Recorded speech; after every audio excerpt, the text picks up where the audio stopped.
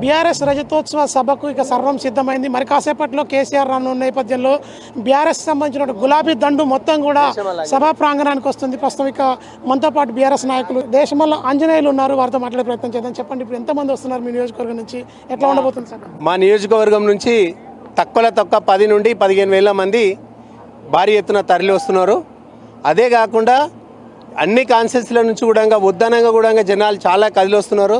స్వచ్ఛందంగా వాళ్ళంతలా వాళ్ళే కిరాయిలు పెట్టుకొని బండ్లు కట్టుకొని ఖచ్చితంగా మేము వస్తామని చెప్పి, మేము వద్దని చెప్పినా ఎండల వాటికి చాలా దూరం ఉంటుందని చెప్పినా కూడా ఈ యొక్క కాంగ్రెస్ చేస్తున్నటువంటి పరిపాలన బాగలేదు, ఖచ్చితంగా మేము కేసీఆర్ను చూడాలి, మేము కేసీఆర్తో ఉండాలి, మేము కేసీఆర్ను ఒకసారి కలవాలని చెప్పి చాలామంది కూడా ఆయన చూడడానికి, ఆయన మాటలు వినడానికి, ఆయన యొక్క పరిపాలన చాలా బాగుండని చెప్పి ముక్కంఠంతో అందరూ ఒకటయ్యి ఖచ్చితంగా వస్తారు. ఇక్కడ 10 లక్షల మంది అనుకున్నాం, కానీ 10 లక్షలు కాదు, ఖచ్చితంగా 20 లక్షల మంది వరకు కూడా రావచ్చు.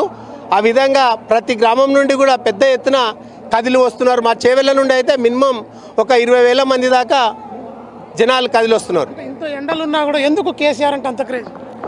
కేసీఆర్ అంటే రైతులకు కానీ, ఈ యొక్క రైతు బాంధులకు కానీ, లేబర్కు కానీ, ప్రతి పేదోనికి కూడా ఆయన అండదండగా ఉండి ఆయన యొక్క మంచి పరిపాలన చేసిండు. కాబట్టి ఇప్పుడు షాదీ ముబారక్ కానీ, కళ్యాణి లక్ష్మి కానీ, అదేవిధంగా మంచి పారే నీరు కానీ, తాగే నీరు కానీ ప్రతి ఒక్కటి కూడా ఎలాంటి ఇబ్బందులు లేకుండా చేసినటువంటి కేసీఆర్ను ఎందుకు ఓడగొట్టుకున్నామా ఈరోజు అని చెప్పి ప్రతి ఒక్కరు కూడా కేసీఆర్ పాలన కావాలని చెప్పి రావడం జరుగుతున్నది. దేశం మొత్తం కూడా ఈ బీఆర్ఎస్ సభ వైపు చూస్తోంది. ఉద్యమ పార్టీగా ఉన్నటువంటి ఈ బీఆర్ఎస్ పార్టీ ప్రస్తుతానికి ప్రతిపక్ష పాత్ర పోషిస్తుంది. రాబోయే రోజుల్లో భవిష్యత్తు ఏ విధంగా ఉండబోతుంది? కంపల్సరీ పెద్ద ఎత్తున ఈ యొక్క సభను చూస్తేనే మీకు అందరికీ కూడా అర్థమవుతుంది. కాంగ్రెస్ పార్టీ మళ్ళొకసారి రాకుండా ఇప్పుడు మనకు టీఆర్ఎస్ పార్టీ రాబోయే కాలంలో అతి త్వరలోనే ప్రభుత్వంలోకి వస్తుంది.